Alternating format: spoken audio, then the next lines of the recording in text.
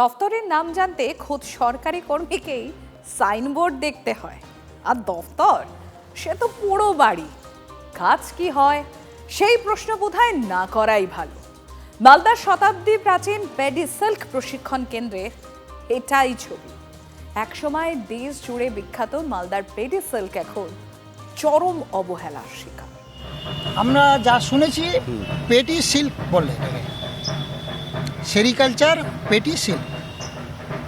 না, একটা কথাটা আপনি বুঝতে পারছেন না। আপনি এখানে এই পদে চাকরি করছেন, তো এই অফিসে চাকরি করছেন, সেই অফিসটার নাম বলতে পারছেন না? হ্যাঁ বললাম তো, এই নামটাই তো বললাম। না, সাইনবোর্ডে তো অন্য নাম আছে। কী নাম আছে? হ্যাঁ, সাইনবোর্ডে কী নাম আছে আপনি দেখুন, আপনাকে নিয়ে যাই আমি। সাইনবোর্ডে কী নাম আছে? সাইনবোর্ডে নাম আছে পেডি রেশম সুতা কাটাই প্রশিক্ষণ কেন্দ্র। দেখছেন আপনি? তার মানে এটা যে প্রশিক্ষণ কেন্দ্র, এটা আপনি জানেন না? না, এখন জানলেন? হ্যাঁ জানলাম, দেখলাম এটা। হ্যাঁ হ্যাঁ এখন এর মানে বোর্ডটা দেখে জানলেন? হ্যাঁ। মানে আপনি এটা মানে আপনি এখানে কাজ করেন, এখানে আপনি একলাই সামলাচ্ছেন সমস্ত এত। কিন্তু আমি সামলাম দেখি, আমি এখন তো সামলাই। কিন্তু এটা যে প্রশিক্ষণ কেন্দ্র, এটা আপনি জানেন না? এটা কেমন হলো ব্যাপারটা, না? সত্যি তো, এটা কেমন হলো? হতে পারে দায়িত্বে নতুন এসেছেন, তা বলে একজন সরকারি কর্মচারী জানেনই না তিনি কোন দফতরে কোথায় কি কাজ করছেন। সাইনবোর্ড দেখে জানতে হচ্ছে। এ তো গেল কর্মচারীর কথা, আর দফতর, তার অবস্থাটা এবার দেখুন। সারাদিন কাজ করলাম বলতে কি, আমি এই দুটো মাসি আছে, মাসিগুলোকে দিয়ে কাজ করাই, এই জঙ্গলগুলো পরিষ্কার করাই, অফিসগুলো ফুলখাল করি। এখানে রেশমের এখন কিছু কাজ না। ভাঙাচোরা পরিত্যক্ত ঝোপঝাড় আগাছায় ভর্তি একটা পুরো বাড়ি। এটাই মালদার রবীন্দ্র অ্যাভিনিউয়ের পেডি রেশম সুতো কাটাই প্রশিক্ষণ কেন্দ্র। ভবন আছে, পরিকাঠামো আছে, কিন্তু প্রশিক্ষণ কে দেবে?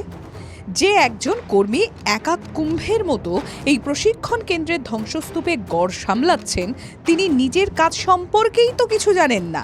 এখানে স্টাফ হচ্ছে ইনচার্জকে নিয়ে 3 জন। না, একজন আছে, ও সামনের মাসে রিটায়ার্ড আছে, ও একটু বাইরে গেছে। আছে ও ইনচার্জ আছেন, উনি 2 জায়গাতে ইনচার্জ নিয়ে আছে। অথচ এমনটা তো হওয়ার কথা ছিল না। মালদার পেডি সিল্কের খ্যাতি ছিল দেশ জুড়ে। ব্রিটিশ আমলে মালদার রেশম শিল্পের উন্নতিতে তৈরি হয় এই কেন্দ্র। নাম রাখা হয় মালদার অত্যাচারী ব্রিটিশ জেলাশাসক জেমস পেডির নামে। স্বাধীনতার পর প্রশিক্ষণ কেন্দ্রটি পশ্চিমবঙ্গ জেলা রেশম চাষ দপ্তরের অধীনে আসে। সেই খ্যাতি এখন অতীত। কিভাবে ফিরবে হাল? রাজনীতি কিন্তু ব্যস্ত অন্য অতীত নিয়ে। এই যে অত্যাচারী শাসক জেমস পেডি ব্রিটিশ সরকারের এক অফিসার ছিলেন, তার নামকরণ থেকে এই পেডি সিল্ক কেন্দ্রের নামটা যাতে পরিবর্তন করা হয়।